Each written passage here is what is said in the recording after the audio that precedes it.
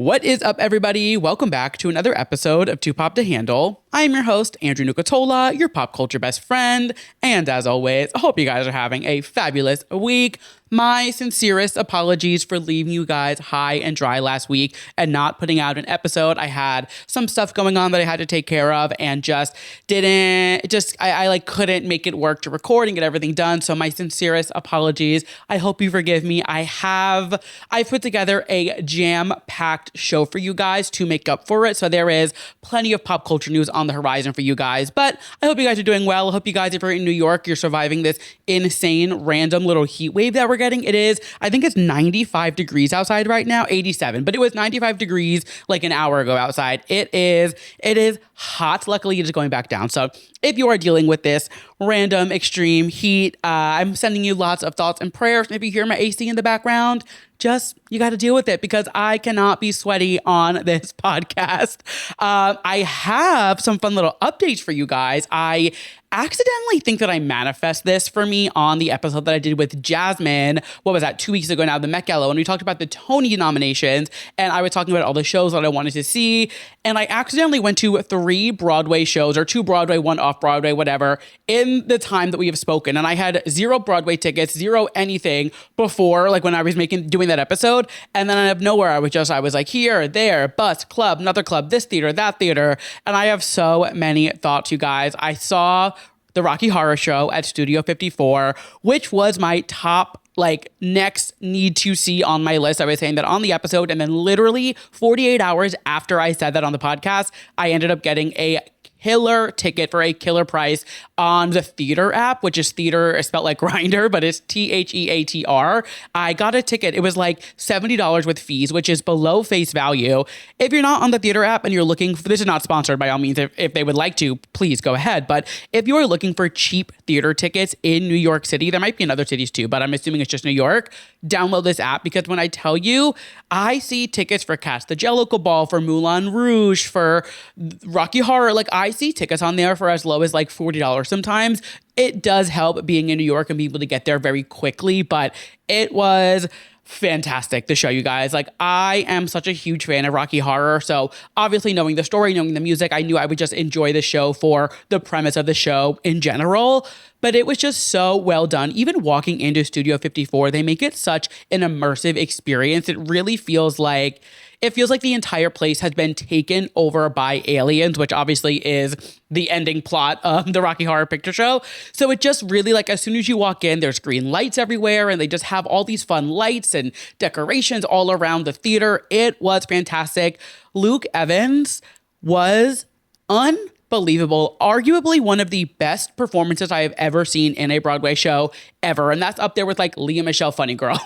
It was truly so out of control. I know everybody is saying that Joshua Henry is going to win the Tony for Ragtime, and I have not seen Ragtime yet. It is on my list, but from what I have seen, Luke Evans, I am floored. He was fantastic. The entire cast really was. Rachel Dratch was hilarious, as to be expected. Just everything about this production was fantastic.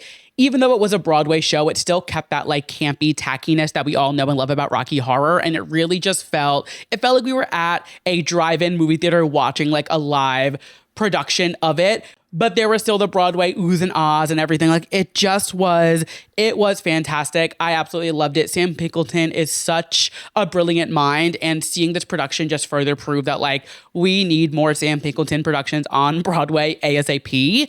I also went to go see 11 to Midnight, which is an off-Broadway show. I wouldn't call it a musical because it's more of a choreography show. It is pretty much all told by dance, which I think is really, really cool. I'm a big dance and choreography person. I've always loved to watch dance competitions, and I just think choreography and the way people can move their bodies and tell the story is so fascinating. And I ended up snagging a ticket to go see that. It was actually Heather Morris from Glee's last show, which you guys know. Actually, speaking of Glee, today is the 17-year anniversary of the pilot episode of Glee, which makes me feel incredibly old and truly is wow, my life changed for better or for worse. You know, who's to say 17 years ago today, but we're not here to talk about that. Heather Morris, who played Brittany in Glee, was in the show as our closing night. And Connor Levitt, who is married to Whitney Levitt from Secret Life of Mormon Wives, was in the show. I think it was like his third show. And it was so much fun. I had a blast in a glass. The Secret Lives of Mormon Wives cast was there. It was Jesse, Layla, and Macy. Just so much fun, so cool, and just like a really unique show that is playing at the Orpheum Theater downtown in the East Village. And then I got lottery tickets to go see Titanic, which I have been dying to see since it was off Broadway and just never worked out. It is my favorite thing I've seen on Broadway as of recent. I've been to a lot of shows in the last couple of months. I feel very thankful. Titanic, absolutely my favorite thing that I've seen on Broadway in the last couple of months. I have not laughed that hard since I saw Oh Mary for the first time. It is the most chaotic 90 minutes of your life. I loved every single second of it. And it just, if you are big into pop culture, which you were listening to this podcast, I'm assuming that you are, you will literally not be able to keep up with the amount of references that they make in this show, from Drag Race to Housewives to just general pop culture. It was truly a revolving door of pop culture references, and it was hysterical. My cheeks hurt so bad from laughing so hard after I left that show. It was fantastic. Please go see it. Go see all these shows. Support Broadway. Broadway's in a little rocky place right now. I saw like 2 shows closing this week. They announced there's a lot, it is tough, things are expensive, but if you can find a ticket, if you can find on the theater app, a lottery, Rush, whatever it may be, go support some Broadway shows, go get out there, see some live theater, because there are some fantastic things on stage right now. But enough about me. I just wanted to catch you guys up on what I have been up to. There has been so much happening in pop culture and on the internet this week. Real Housewives of Rhode Island got renewed for season 2. That Solidcore guy finally got banned from Solidcore after being a freak and recording everybody with his meta glasses for years. James Charles got canceled almost 7 years to the date of Dramageddon. Like, there has just been so much going on. But the thing that has really shook me to my core and left me truly speechless, which is not an easy thing to do, is how unbelievable Lindsay Lohan looked at this Gucci fashion show over the weekend. I cannot get over it. Like, try not to say mother, truly. She looked so unbelievable, not even just like good in the sense of like, she's obviously, we all know Lindsay Lohan has looked very healthy and gorgeous and stunning and fabulous over the last couple of years with this like Lohan-essence that we're going through. This look that she was wearing, it was this like all black outfit, these giant sunglasses at night, her hair is blonde and wavy. Like, she just looked so unbelievably fantastic. And this is what I mean when I say like Lindsay Lohan is the it girl of all it girls. If you have not seen this look, she just looks so fucking beyond. Like, I'm so obsessed with her, and I say it all the time, but I love living in a world where Lindsay Lohan is thriving, because we are so lucky to be witnessing the Lohan-essence. My God, there has been so much going on, but Lindsay Lohan, you will always take the cake from me. But that being said, let's get into this show, because like I said, I jam-packed a lot of pop culture into the show for you guys to make up for last week. And we are kicking things off, as we always do, with my Drew releases, our new music releases from last week, and our new releases coming up this week. And before I even get into some music stuff, I need to chat with you guys about what has been going on online with Spotify this last week, because the way that some of you guys are treating Spotify because they changed their logo, it is insane. I understand maybe we don't like change. Maybe we're not, okay, we don't like the way it looks on our home screen. Maybe it's because I'm not a Spotify user. I don't look at it that often. I don't know. The things that I'm seeing online regarding the Spotify logo is so insane. Like, everybody wants a little whimsy. Everybody wants to have more fun. And as soon as Spotify goes ahead and has more fun and adds some disco to their logo, everybody wants to throw a fit at it. Everybody wants to hate it, to the point where they have to like get online and make a statement and say, we are changing our logo back next week. Please calm down.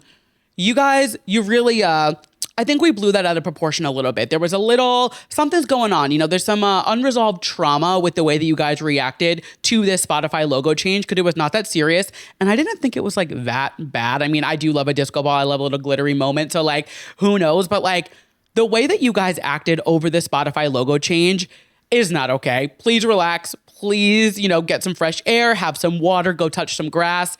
It'll be okay, I promise. But that being said, let's get into some music, because that's what we are here to do. The only release that I had on my radar that came out last week was finally Lady Gaga releasing Mayhem Requiem. I feel like I've been talking about this for months because I have been, and Apple Music finally dropped it last week, and I'm really into it. I haven't watched the actual show yet, so there's like a visual component of it, of her performing the entire show, and then there's just like the live album. I've listened to the live album a couple times, really into it. I think it's really cool to see her just give new life to all of these songs and kind of rip them apart and glue them back together and give a final nod and homage to the Mayhem era. She has confirmed that Mayhem is officially over with Mayhem Requiem coming out. She hosted like an entire funeral basically for the album, which, you know, she loves some theatrics. Haven't watched the show yet. I've seen clips online and it looks sick, which I would expect nothing less from Lady Gaga, but really cool to see her just kind of go out with a bang with this era. Will I be listening to these versions over the originals? No, but I do think this is cool to have just like in her back pocket as like a project that she worked on. So whoa, I just had a complete stroke, I think, on camera.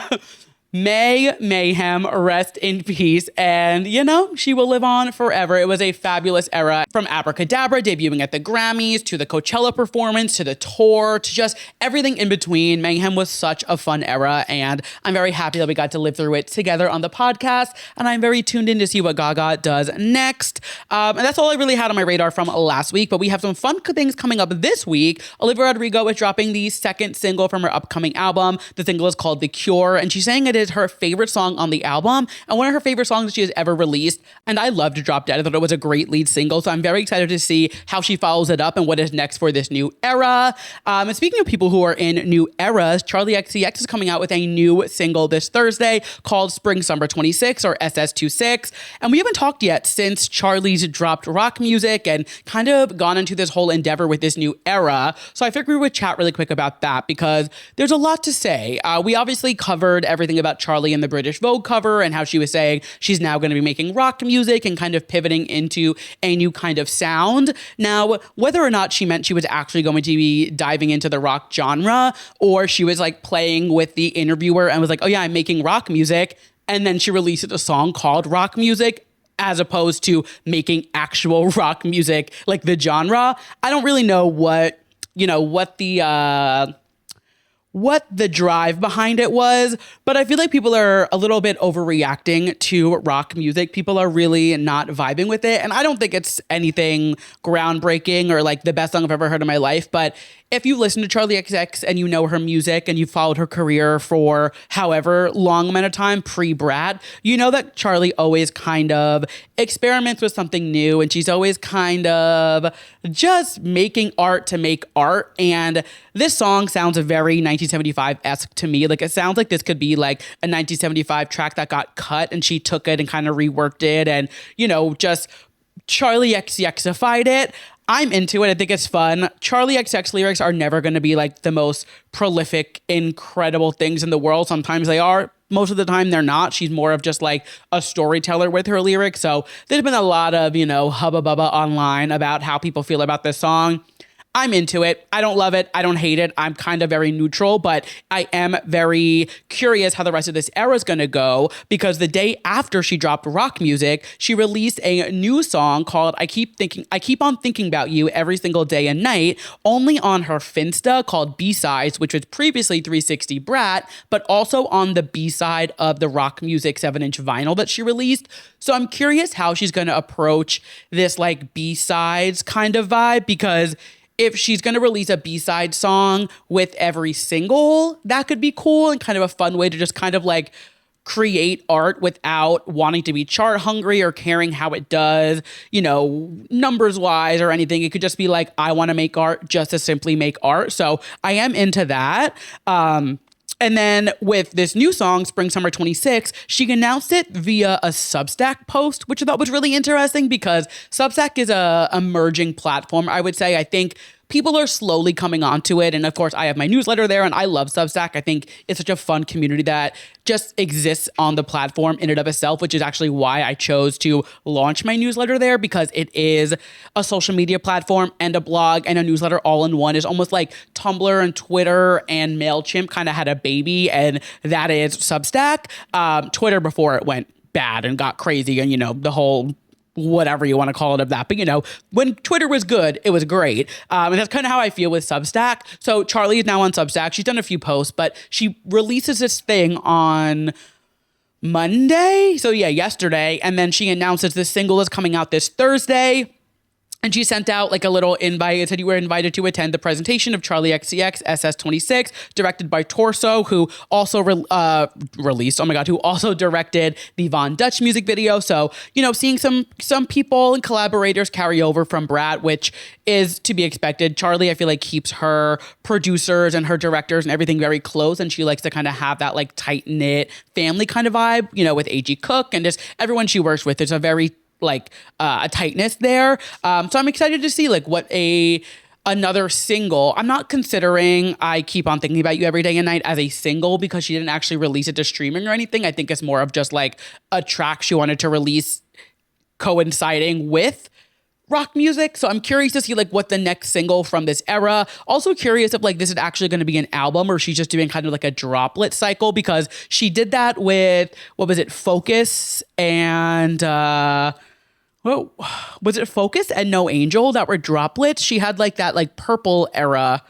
I could be completely mixing up what songs they were, but she had like a droplet era while she was on the Reputation tour. I'm pretty sure it was. So wouldn't be shocking if she did that and if she was just like releasing some songs and getting her creative juices flowing. But she said she wrote this while she was at some fashion shows for Spring Summer 26, hence the name. So very excited to see what Charlie has in store for us for this song, for this era. And I will obviously keep you guys up to date as we keep it rolling, which is exactly what we're going to do, and keep rolling into our pop culture moments from the week that were too pop to handle. But before we get into all of that, I like to take this time to remind you guys that if at any point during this episode you are loving what you are hearing, do not be shy. Go ahead and leave me a 5-star rating, a 5-star review, wherever you are listening. It seriously is the best way to help support the podcast and would mean the world to me. But I need to give you a podcast to find out if you are loving what you're hearing first. So let's get into the first moment of the week that was too pop to handle, kind of piggybacking off of this idea of artists not releasing music for chart purposes or sale purposes, just to simply release art. It appears that Drake has done the exact opposite of that, because Drake released not one, not two,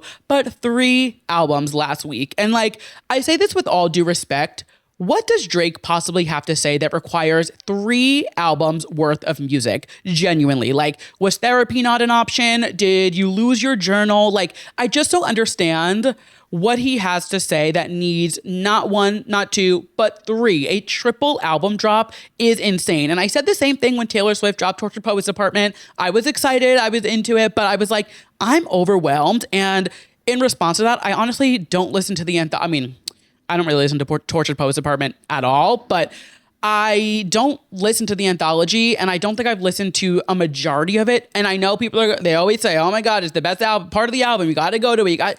It's so overwhelming to me. 31 tracks all at once was such like, I was like, okay, we gotta slow our roll here.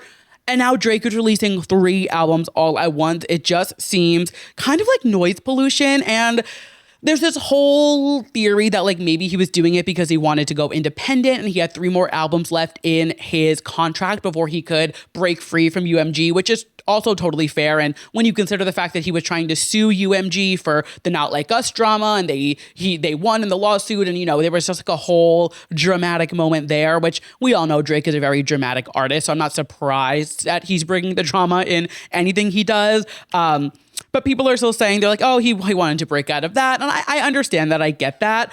But it just is like, it's damn near impossible for your fans to listen to all of this music, digest it, and truly appreciate what the songs are about and the artistry and the production and the lyrics, because there's so much music. And that's what I mean when I say like, it's just noise pollution at this point, because how can you simply ingest all of this music? There is no way Drake fans are truly listening to all 3 of these albums and understanding and enjoying and loving every single piece of work he has put out, because you just spread yourself too thin at that point. And it seems like a lot. Again, if he's trying to get out of a contract, sure, whatever, I guess.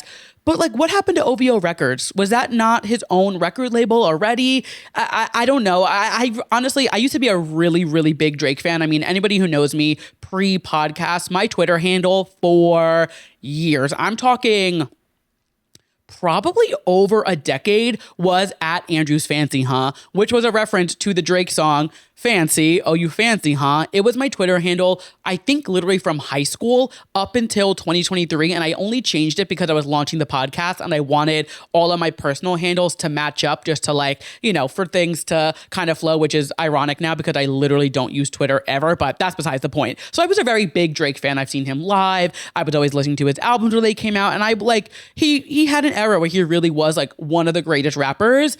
And I've kind of just fallen off because nothing he's put out in the last couple of years has been really anything that like tickled my fancy, for lack of a better word. So this wasn't going to be an album. Like Iceman, when he announced it, I was like, I'm not going to really tune into this anyway. And now that there's 3 albums to listen to, I'm not tuning in at all. So I'm sorry to any Drake fans out there, but this just seemed a little excessive. I don't know. I was like, 3 albums? Did we try therapy? Did we try picking up the phone and like calling somebody and just like trying to talk through it with somebody? Just seemed like a lot. But you know what? To each its own, I guess. Moving into the next moment of the week, that was to Pop to Handle. Harry Styles has kicked off the Together tour in Amsterdam, and there are quite a mixed bag of reviews. So first and foremost, the whole stage situation, if you haven't seen, the stage is massive. Like not just in a sense where it's like long and takes up a lot of the floor. It is probably like 7 feet tall. Honestly, it is so incredibly tall. And a lot of fans who are standing, there's like pits in the stage and then pits around the stage. The fans who paid for the pits around the stage literally couldn't see Harry 90% of the show. I saw somebody's TikTok and they said they were like front row standing GA. Here's how many times I saw Harry. 7 times. They saw this man 7 times over the course. I think he does a 2-hour show 7 times. And like, these tickets are not cheap. Like there was a whole debacle online about I think we talked about it on the podcast, but like there was such a debacle online about how expensive Harry Styles tickets were. And the fact that people paid hundreds, if not probably more, up towards of like thousands of dollars. Actually, I don't know what pricing is like in Amsterdam, but regardless, people spent a lot of fucking money to be there. And the fact that people spent all that money, queued all day, waited all day to be front row, and saw him 7 times is insane. And when you're an artist of the caliber of Harry Styles and have the demand and, you know, you're performing in stadiums and these big arenas or whatever it may be, somebody on your team, somebody on your production team, they should know, hey, this is too tall. They're not gonna be able to see you. They should know, hey, this isn't gonna work because of XYZ. And it just feels almost as if there was no regard for the people in the audience, which is something that people were saying online when the tickets went on sale, that like clearly people, they don't care about the people buying the tickets because they're so expensive, and like they wouldn't turn off dynamic pricing and they wouldn't try to make it more accessible for people. And yeah, they bought back tickets from the scalpers and they set the tickets to a cheaper price. And yes, sure, they did all of that, but they did that after the fact of the backlash. It was almost like, how much can we push it before, you know, we can get away with it almost kind of thing. And this is no hate to Harry. I enjoyed his album. I would like to go see him on tour, but I do think there's a lot of care that is no longer going into the shows because it feels like Harry Styles is such as like a huge name that will pull audiences and crowds. And clearly he is. There's no denying his impact in that sense. But it also kind of opens up this conversation and this idea that we were talking about a couple weeks ago in the podcast of like, he's not really puncturing general culture the way that he used to.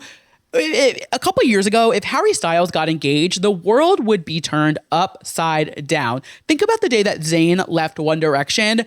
All of these boys had that chokehold on the culture for years. And even up until I think Harry's last tour, really, like you could not walk down a street in Manhattan in 2022 when he did his residency at the Garden. You could not walk down a street in Midtown without seeing a fucking plethora of feathers, just like making little dust tornadoes in the sky because of the amount of people who were traveling here to see Harry every single night while he was at the Garden. Like he really has had a way of infiltrating culture and not just touching like his fans online. He is somebody who typically surpasses that and goes into the general public and people know about him.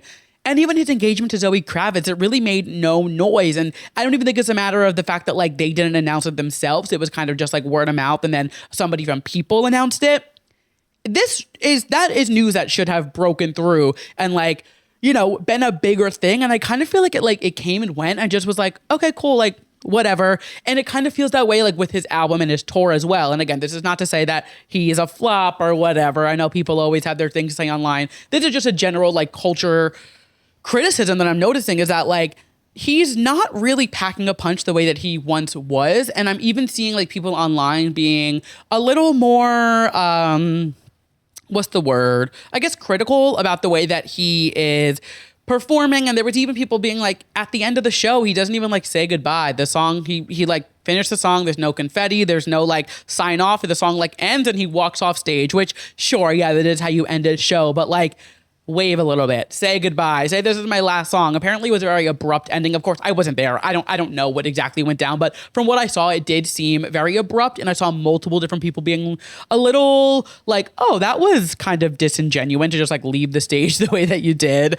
There are reports coming out today that his crew is looking into lowering the stage and, solving that there. But again, it kind of goes into the idea of like with the tickets where they didn't think to have this solution before the tour started or before the tickets went on sale, and just wanted to see what they can get away with and like how they could kind of push the margin there. I don't know. It just is an interesting conversation happening online, but I'm tapped in to see like what they change and how people continue to consume this tour. Because even if you think about how much people are spending to go see him, they're spending comparable to like what people spent to go to the Eras tour for resale at least. And at least the people who left the Eras tour were getting a show that was worth that amount of money. I'm not sure that Harry's show is necessarily worth the hundreds of thousands of dollars that people are spending, because he's just not he never does. He doesn't put on a show that is like, crazy choreography and crazy stage effects. And you don't expect that from Harry. But when it's all of these kind of domino effect things, it does start to kind of make you raise a brow a little bit, and you're like, what are we doing here, But if you were there and you had a good time, I love that for you. If you have tickets to go see him anywhere else, hope you have a blast. I will probably end up at one of the 50 MSG shows, but I'm not holding my breath and like dying to get in after seeing what I have seen. But I love it for all of the Harry girls out there. On the topic of a tour that I actually cannot wait to see and will be seeing, actually, oh my God, in 2 months from today, yes, the 19th, I am seeing Ariana Grande on July 19th. Roach has revealed that he is designing the costumes for Ariana Grande's Eternal Sunshine Tour. And this is news that just makes me smile. Of course, we know that Law most recently worked with her on the Wicked press tours, and that press tour was one for the books, both of them really. But that first press tour, that I have a whole podcast episode. If anybody just wants to go take a trip down the yellow brick road of memories of the first Wicked press tour, my God, those looks were unbelievable. So we know that Law and Ariana, they have a good working relationship, but he also designed the costumes or worked on the costume for the Sweetener World Tour. So he's worked with her a lot over the years, and he said that this is a reunion for the two of them. He says, "We're grown now. 7 years is a long time to not have a tour or not to perform for huge audiences. I just think that her maturation as an artist and as a woman is so incredible. I'm just so grateful that she chose me to come back and collaborate with her for it." He also went on to say that he has heard Pedal and said that the new album is so good. It is quintessential Ariana, and I think her fans are going to be really excited to hear the music and to see the show. And I don't think Law Roach is somebody who blows smoke up people's ass. If you've watched him on Drag Race, if you've watched him on a red carpet or an interview, Law Roach keeps it real. And I don't think he is somebody who would try to like blow smoke up the fans or Ariana's ass and be like, no, this is incredible, this is great. And Ariana Grande has never released a bad album in her life, so I have no doubts that Pedal is going to be good, but I do trust Law Roach's word with this. I think Law is somebody that you can really trust. He wouldn't say this if he didn't mean it, so I am very excited to see what this tour looks like, what this album sounds like. The new single comes out not this Friday, next Friday. I Hate That I Made You Love Me. Very excited for this. I still can't believe we are getting a new Ariana Grande album this year after she said she wasn't releasing any new music before the tour, which she did. She's not releasing it before the tour, but it's still in tandem with the tour. So I just cannot believe we are getting that. I cannot believe we're so close to it. The tour kicks off in, I think, less than a month. It kicks off, I think, like June 6th, I want to say, in LA. So we're coming up on it very soon. She's sharing all of these rehearsal photos, and the stage is massive, like unbelievably big. If you have not seen it, just go look on her Instagram. I believe she posted it. It is huge. I am so excited for this tour. So excited to see what her and Law cook up together for these outfits. And I cannot wait to hear We Can't Be Friends live. My body is going to collapse. Like I cannot fucking wait for this tour. Holy shit. Something else I cannot wait for, and our next moment of the week that was too pop to handle. Madonna is set to premiere Confessions 2, a visual film at the Tribeca Film Festival. So the film was built around the first 6 track of her upcoming studio album, also directed by Torso, who was directing the Spring Summer 26 music video that we talked about earlier for Charlie XCX. It will premiere on June 5th at the Beacon Theater, and following the screening, she would join the directors for an exclusive conversation with Jimmy Fallon. And I just think this is really exciting. I think what Madonna is doing with this Confessions Part 2 is really fun and exciting, and I'm tapped in. And I think if you think back to like Confession on a Dance Floor and like the music videos for that album, they are some of Madonna's most iconic visuals. I mean, the first one that comes to mind is Hung Up, in that little like the ballet studio and everything. She is somebody who is so visual driven. So the fact that we're getting an entire visual component to the first 6 songs on this album, I don't know how many tracks are on the album actually. But I mean, considering it's the first 6, that means we are getting the Sabrina song as a visual. We are getting I Feel So Free. The album is 16 tracks long. So there are 10 tracks that won't be involved in the visual album, but like, whatever, it's Madonna. She doesn't owe us anything. The fact that we're getting any type of visual element for this, I am stoked for. And it's also interesting to think about how like Tribeca Film has kind of become a place for the pop girls to go into a new avenue of a visual element. If you think last year, Miley premiered Something Beautiful at Tribeca Film Festival. This year, Katy Perry's premiering the Lifetimes Tour live show at Tribeca Film Festival. So it's kind of becoming this avenue for the pop girls to express themselves in a different way. I hope we keep the tradition up. I would love to see Sabrina Carpenter do like a Tribeca Film visual album one day. I think Taylor Swift could do. Wait, was Taylor? No, All Too Well wasn't Tribeca Film, I don't think. That was at like an AMC. But I don't think it was part of Tribeca Film. But like, I would love to see like Taylor do something. I don't know. I just think it's a space that like, maybe 10 or so years ago, I don't think the Tribeca Film Festival would be like pop girl friendly, you know? I mean, who's going to say no to Madonna? But, you know, Miley Cyrus, Katy Perry, it's kind of become this space where you can express your creativity in many different ways. And I like this path we're going on. So I'm very excited to see what this visual element is that she has for the album. This has become one of my most anticipated albums, honestly, of 2026. And this visual album comes out a month before the actual album. That comes out July 3rd. This is June 5th. So I'm curious if we'll be able to watch this before the album comes out or if it'll just be available here. Regardless, very excited to see what the people who go see it say about it. Excited to see when it finally is released to everybody. And just excited to be living through a Madonna era. I don't know. It just seems like the world needs it right now. You know, it's kind of a scary place out there. So the fact that we're getting a new Madonna album in the year 2026 that is a sister album, to Confessions is just very exciting to me. And I cannot wait to see what she has in store.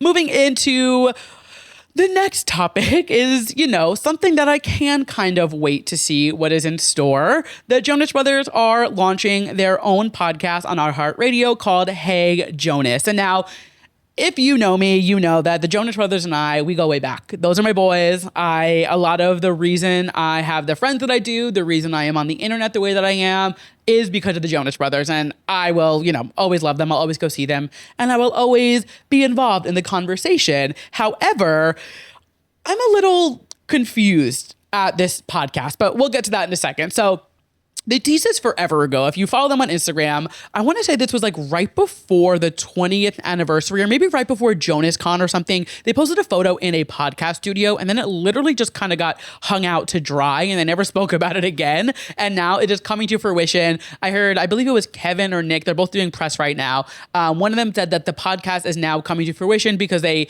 didn't have a full rounded thought about it when it first was teased. And now they have a better idea of what they want it to be and how the conversations are going to go. So now it is the right time, which I do respect. I do think, especially the Jonas Brothers, they're like project central. All of them are always working on 10,000 different things. Sometimes I'm like, are you guys broke? Like, is everything okay? What is going on? But I do appreciate the fact that they didn't give us like a half-baked project. And the description of this podcast says, the Brothers' new podcast will give fans an inside look at the chaos, laughs, and real-life moments of brotherhood through candid, unfiltered conversations about family, touring, personal moments that fans rarely see, and everything in between. Along the way, Kevin, Joe, and Nick will be joined by people who know them best, from family members to close friends and longtime confidants. So The thing with the Jonas Brothers is they've been famous for so long. I mean, they just celebrated their 20-year anniversary a couple years ago and they're still going. Of course, you know, they had their little breakup rift and everything there, but like they've been famous for so long. They know so many people. They have so many fun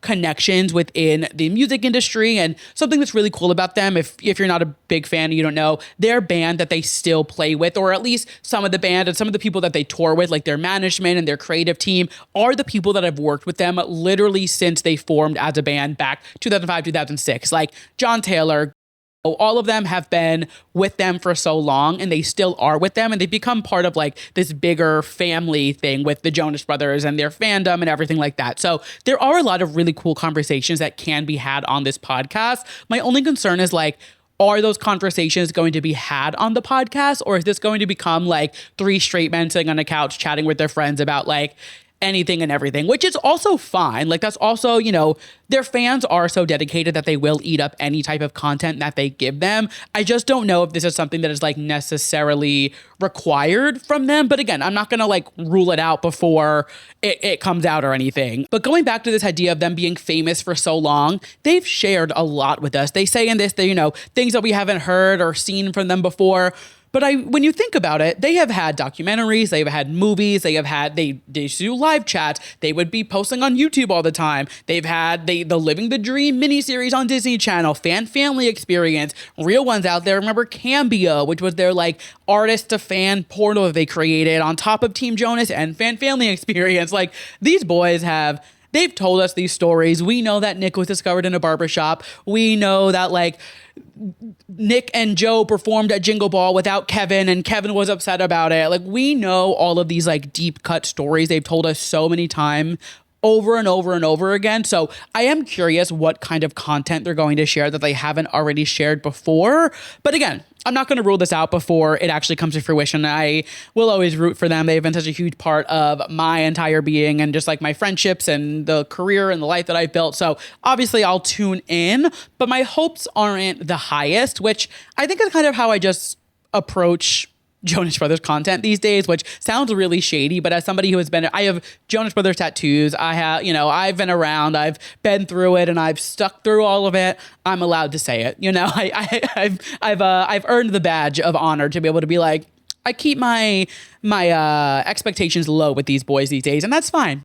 Moving into our next moment of the week that was too pop to handle, there is an Ella Enchanted TV show coming to Disney Plus that will be executive produced by Anne Hathaway.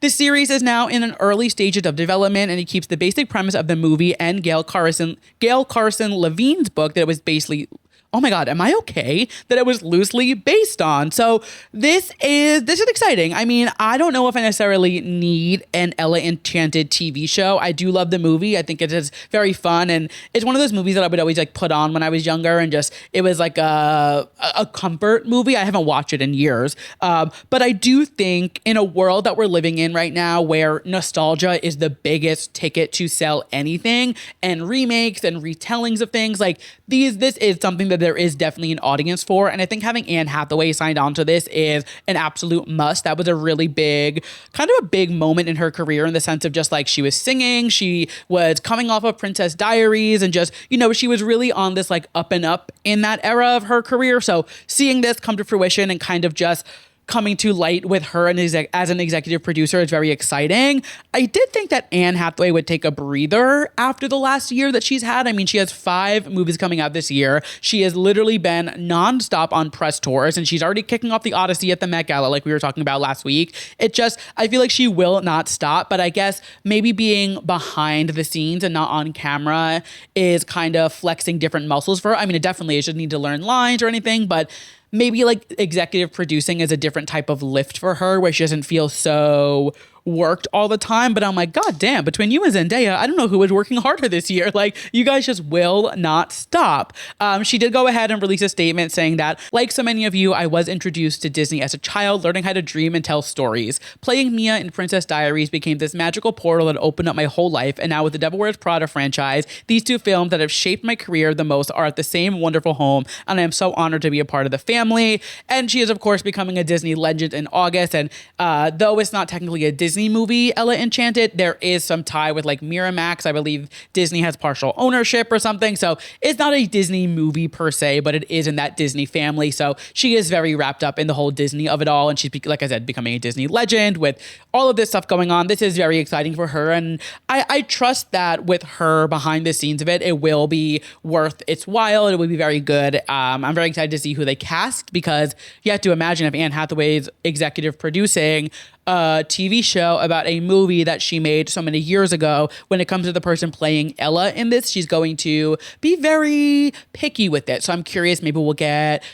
like a new actress, you know, it'll be their first role. And not that this was Anne's first role, but it was one of her first big roles. So I wonder if like we'll have that treatment again, whereas like an emerging actress or something, or maybe they'll just like tap into somebody very buzzy. That show Off Campus that's coming out right now that is like everywhere, I need to watch it. Maybe they'll tap into the lead girl from that. Her name is literally Ella, actually. So maybe they'll tap into her. I don't know. There's a lot of avenues that they can go with this, and I'm excited to see how it kind of comes to fruition. And yeah, I'll just take any project that Anne Hathaway is co-signing on, because it's going to be fantastic.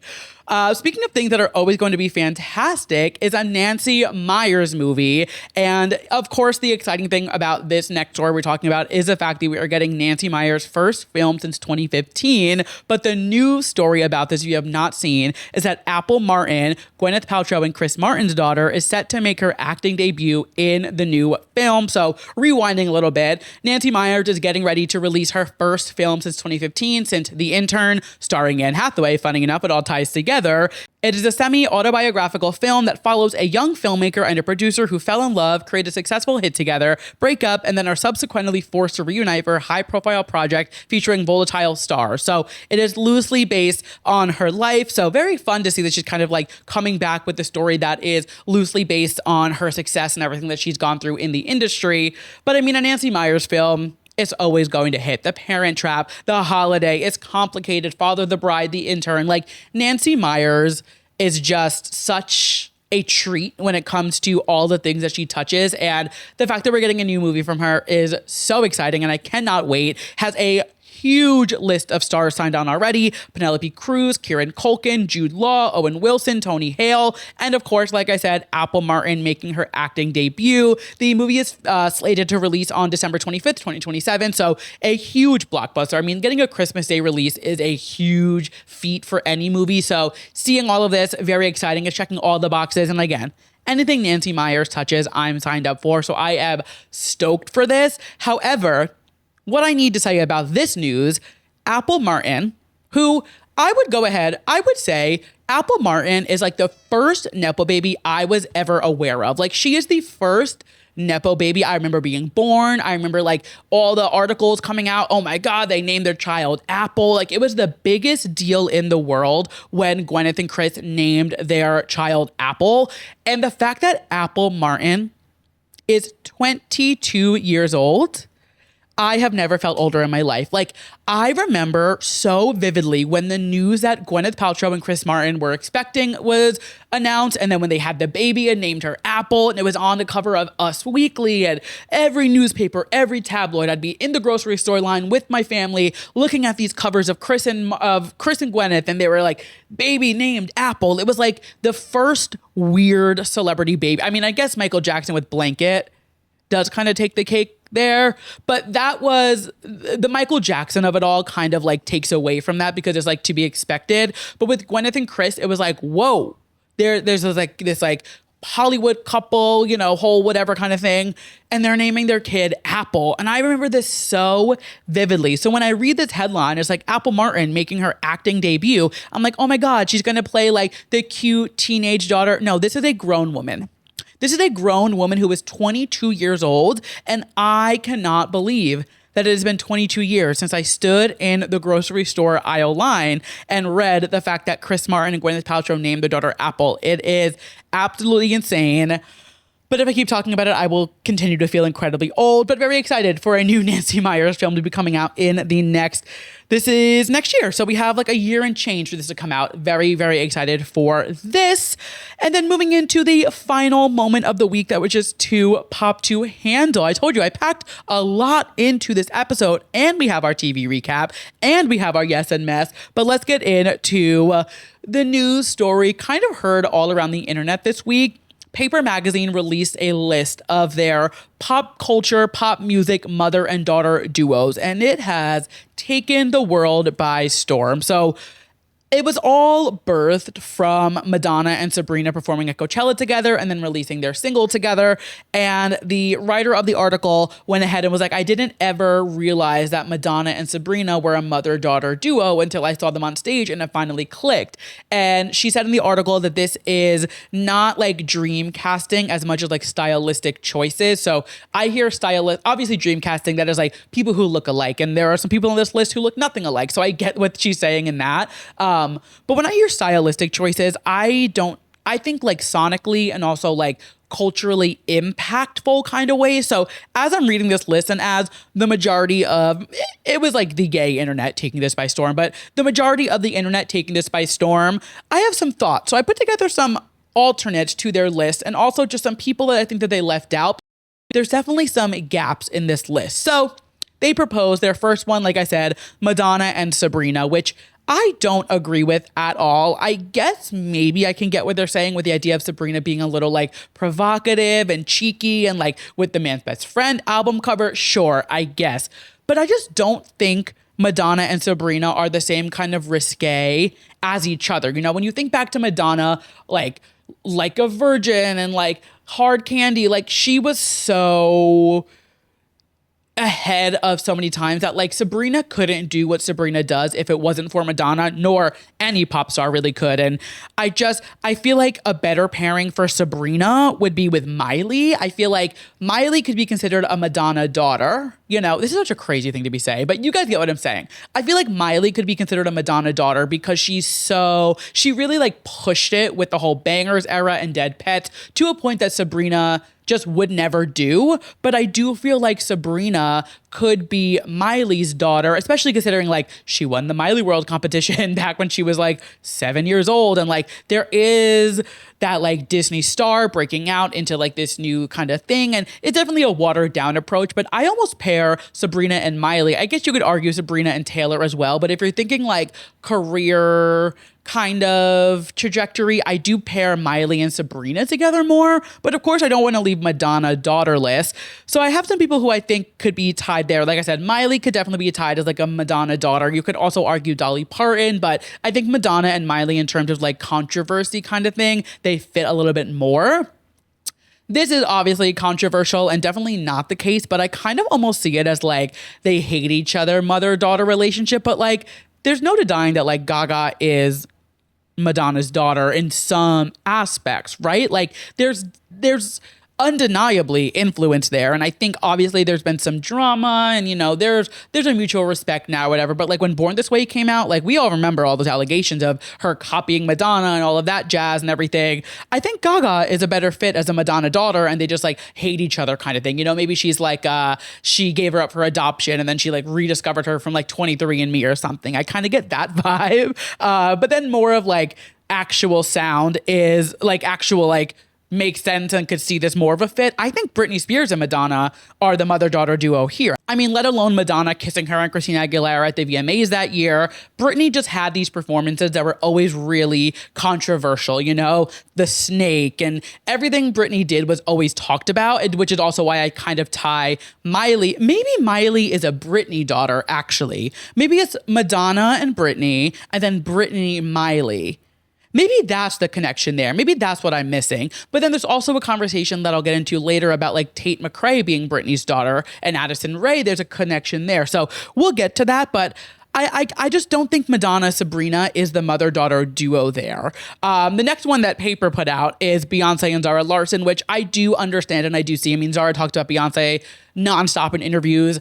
Beyonce had Zara open for her. There is a lot of like the stage presence and the way that Zara performs and dances is very, you know, Sasha Fierce kind of coded, but we have to obviously give some respect to the original Beyonce daughters, which are really Chloe and Halle. I mean, Chloe and Halle sent Beyonce Ungodly Hour and Beyonce sent it back with 0 notes. And like Beyonce discovered them on YouTube and signed them right away. There is, that is like actually birthed, you know, like I think that is literally her biological daughters. I also had this thought that you could almost consider Megan Thee Stallion one of Beyonce's daughters, because I feel as if Megan's work ethic and Megan's, the way that Beyonce doesn't hop on a remix with just anybody. And I think there's like a mother-daughter kind of respect there, I was trying to think of like who would be Beyonce's mother when it comes to the pop music space. And I think the one that I've landed on is Diana Ross, only because Beyonce, the whole Dreamgirls tie-in of it all. Even Diana Ross came out and sang happy birthday to her at the Renaissance tour a couple years ago. Like,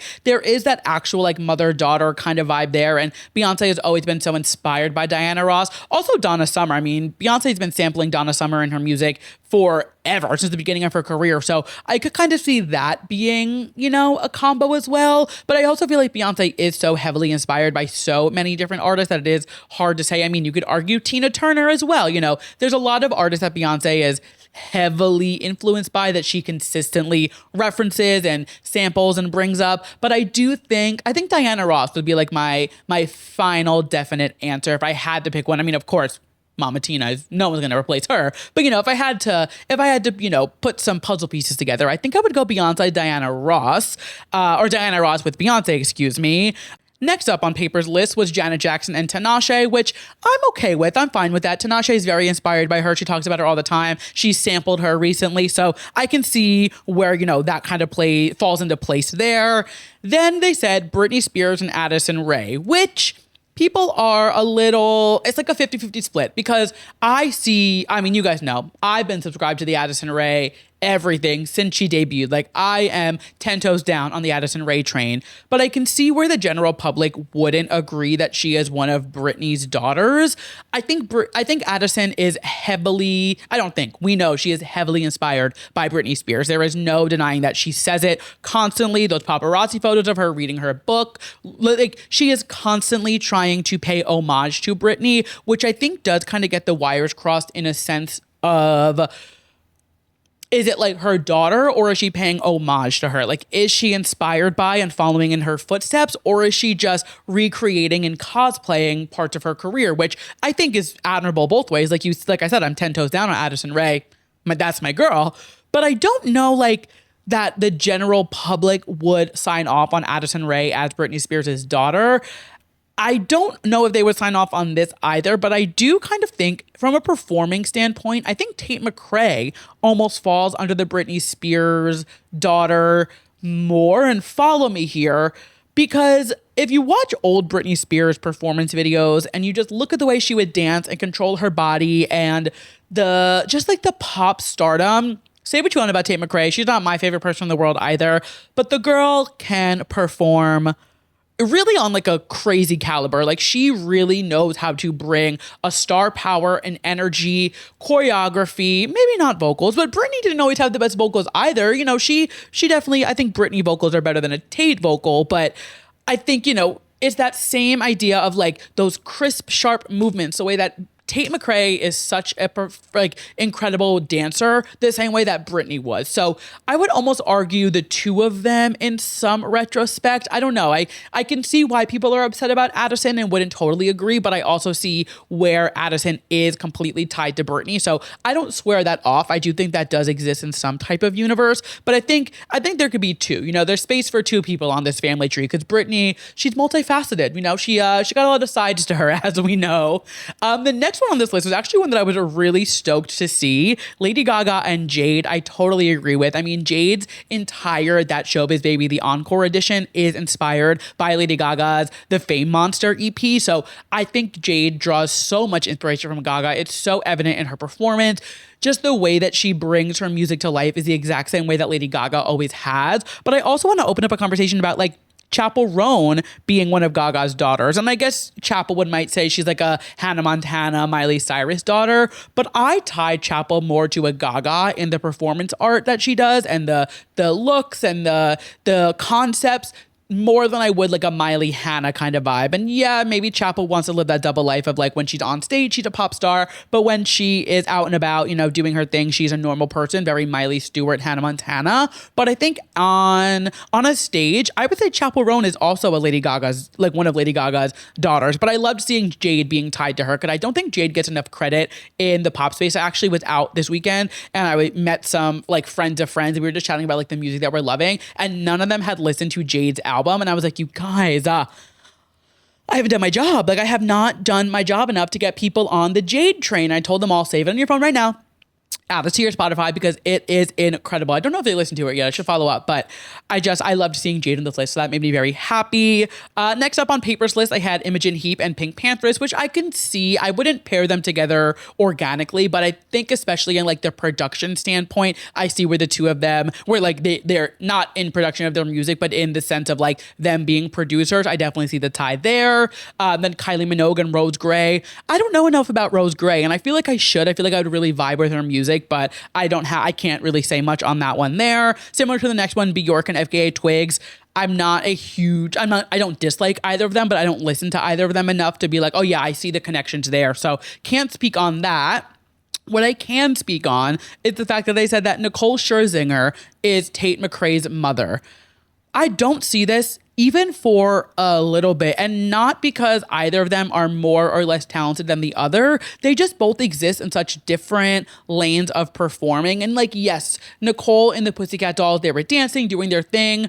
But even when she was in the Pussycat Dolls, it was the Nicole Scherzinger show, but it wasn't Nicole Scherzinger and the Pussycat Dolls. The way that Tate McRae is just Tate McRae. I feel like Nicole, I don't know that Nicole necessarily has a daughter. I think maybe if one of the girls from Fifth Harmony was more of a bigger breakout and like had a bigger career path or something, maybe I could see that. I don't even see a girl from like Little Mix or another girl group that I could compare Nicole to. And like, I don't agree with Nate. Oh my God. I guess that would be their names tied together, but I don't see Nicole and Tate at all. Next up, they had Liz Phair and Olivia Rodrigo. I don't not see this, but I more so see Alanis Morissette and Olivia Rodrigo. I am happy they did not say Taylor Swift and Olivia Rodrigo because that would have opened the floodgates. But I see more Alanis for Olivia than Liz Phair. And then the final one that they had was Robin and Tovlo, which I think is a really fun and out of the box pairing. But I would almost say like maybe Robin and Charlie XCX. I feel like they're, not that Tovlo and Robin aren't, but I do kind of feel like Robin was like really just creating something new with all of her albums as she was, you know, coming up and getting more popular. I think Charlie's kind of dipped into that as well. And I almost see that mother-daughter pairing more than Robin and Tovlo. But I guess you could say like the Swedish of it all, you know, that whole vibe. I think that was the argument in the article. But there was one mother-daughter pairing on this list that is like, confirmed, obvious, everybody knows it. Where is Mariah Carey, Ariana Grande? This is like the mother-daughter duo when it comes to pop divas. And like the fact that that wasn't even in there, maybe they didn't want to make it obvious, but like you can't write an article about mother-daughter pop duos in the pop music space and not include Ariana Grande and Mariah Carey. Like that is like, that's the one that I feel like the entire internet can agree on. You know, I feel like that's the one that we're all like, yes, 100%. They are a mother-daughter duo that cannot be, you know, not denied. I mean, Ariana just announced her Vanguard performance and did the Yes End performance. Of course, they had some rocky waters in the beginning and, you know, Mariah was being Mariah, but when push comes to shove, they are literally walking in the same kind of footsteps in that sense. So I was shocked to not see Ariana and Mariah on this list, but I just thought that this was like a really fun article for them to do and a really fun idea, even though they got it completely wrong. I would say they got it like 80% wrong. 88% wrong. I'll go with that. But boy, if you read the comments on this article on Instagram, they are scathing. I was very kind and very nice with my evaluation of it. People on the internet were not. And that wraps up our moments of the week that were too pop to handle. But of course, you guys know we are not done yet. We still have our TV recap. And the Real Housewives of Rhode Island just continues to get better and better. Rula and Brian. I'm going to include some stuff from last week's episode as well, since we didn't chat last week. So it's kind of going to be like a mishmash. But the fact that The fact that Alicia is sitting at Rula's dinner table after seeing the video that Joellen received of Brian with the mistress and is like, I can't tell her, I can't tell her, I can't tell her. I get not telling her at dinner, but Alicia, you've got to say something. Somebody has to tell Rula about this video because that is insane. And the fact that Brian, two things about Brian. The fact that Brian got a ping on his phone, went to look at it, and then immediately made eye contact with the camera and was like, I gotta go to the bathroom, and then came back and said he was on a work call. Everything about this man is bad. He has bad vibes. He has bad energy. I don't like anything about this man, and I need Rula to have a Bronwyn Newport character arc coming season 2 because they did get signed for season 2, which is very exciting. I need Rula to file a divorce and get rid of this man because he is a plague. Then we come to find out that he overserved her the first night that they met so he could get with her that night. And now look at where they are married all these years later. So you're telling me that you literally forced more alcohol upon your now wife in order to get her to, I don't know if it was sleep with you or go home, whatever it was. Why are you so comfortable admitting that on the internet, on a television show, even worse than the internet, I feel like who says that? Who does that? B, who admits that? This man is bad news bears, and I do not like him. They need to get him off the show, and they need Rula to be set free from the shackles of this man because there's nothing good about him. And then the big thing from this week's episode, Kelsey and Rosie fighting I don't even want to call it Kelsey versus Rosie because it was truly just Rosie jumping down Kelsey's throat, which I think Kelsey deserved. And if you've been listening to the show for a couple of weeks, you know I have not loved Rosie. I've kind of thought she was a little insufferable and very annoying.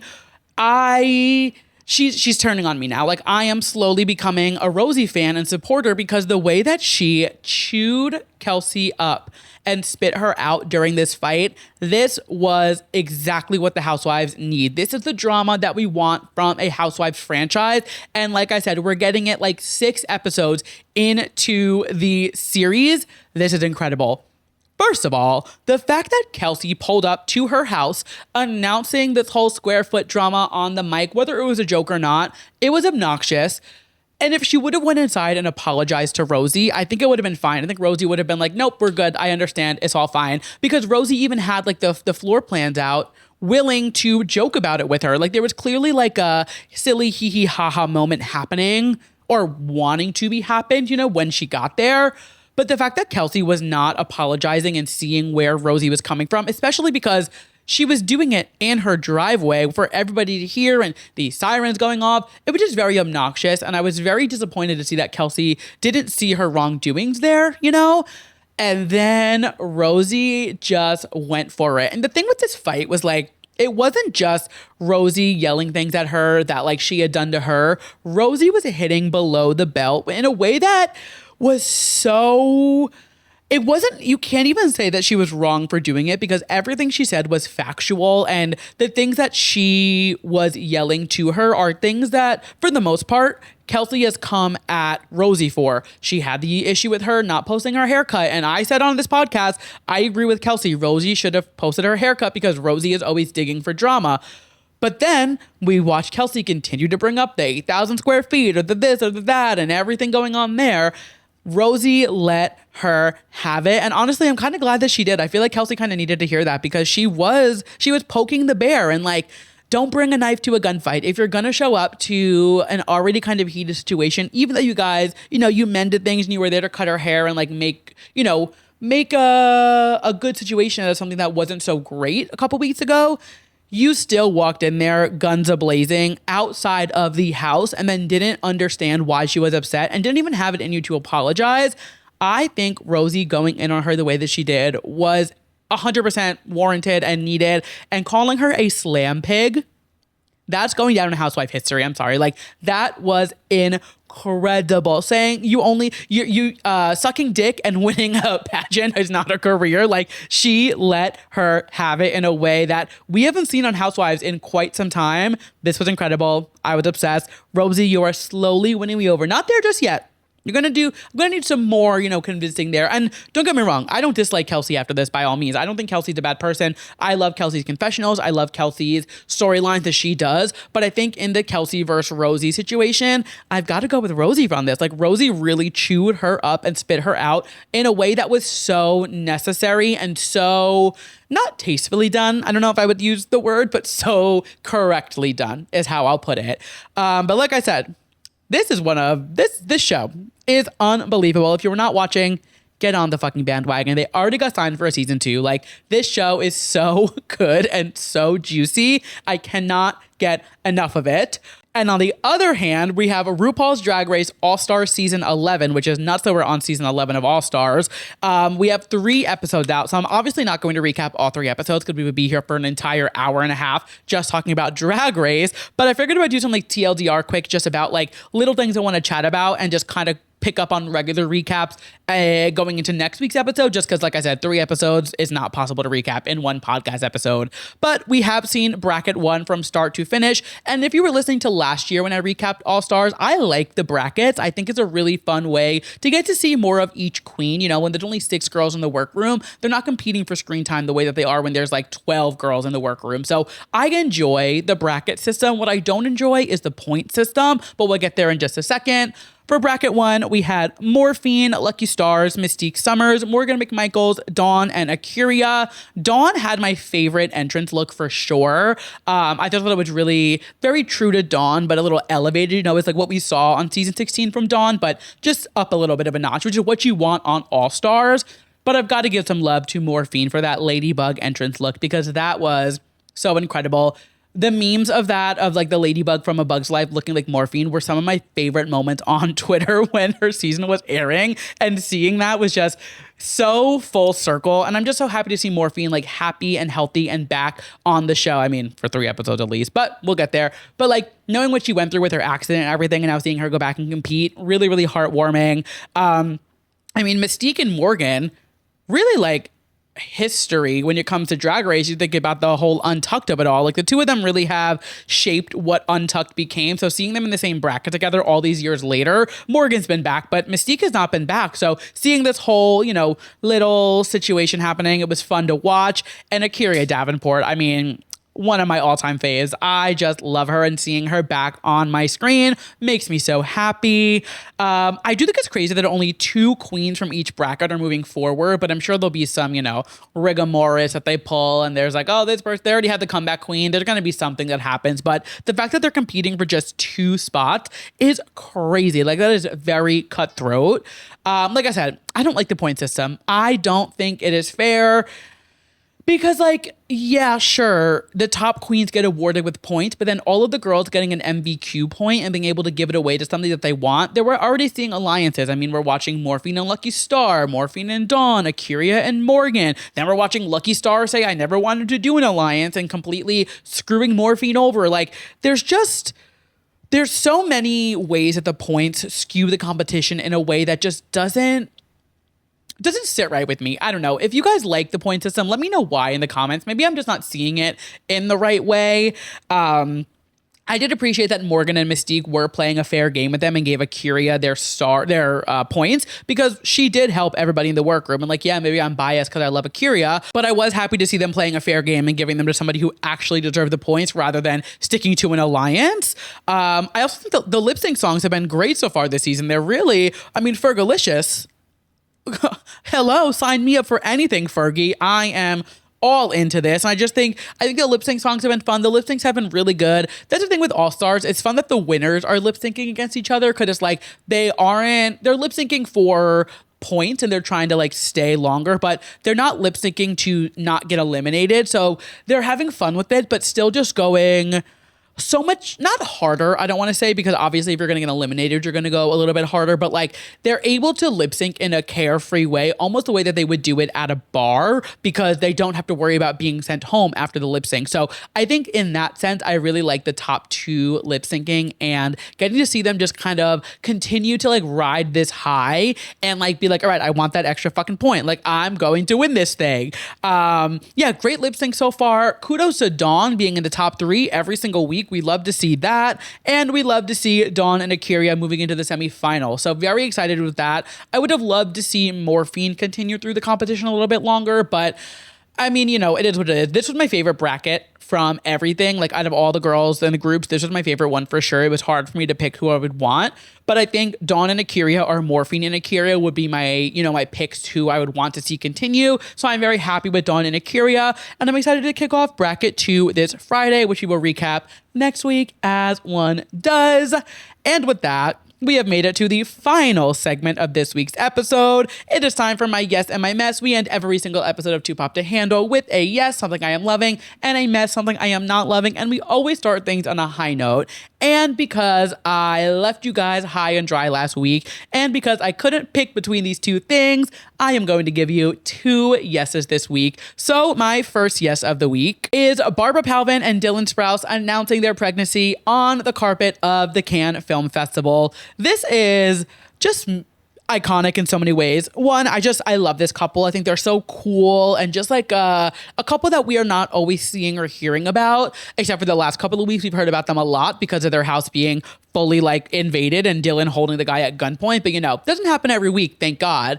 But I just think they're such a cool couple, and they're beautiful to look at. This child's gonna be stunning, and just announcing your pregnancy on a carpet at the Cannes Film Festival, that's legendary. Like, that is iconic. And just knowing what they went through a couple weeks ago, and knowing that Dylan was not just protecting Barbara and himself from this intruder, but protecting the baby that was in her stomach at the time, it's hot. Like, that just adds an extra level. It was already hot seeing Dylan like protect her the way that he did. But knowing that there was a step further of him being like, I'm going to protect myself, I'm going to protect my wife, and I'm protecting my child that my wife is carrying. Like, yeah, that's hot. I'm sorry. Like, that does something to me. So kudos to all of you. Congrats to Barbara Palvin for Dylan Sprouse, and congrats to Dylan Sprouse for Barbara Palvin. They are just, I feel like the two of them, they win because they're together with each other, you know? And then my second yes of the week is Meg Stalter getting cast in Oh, Mary as Mary Todd Lincoln.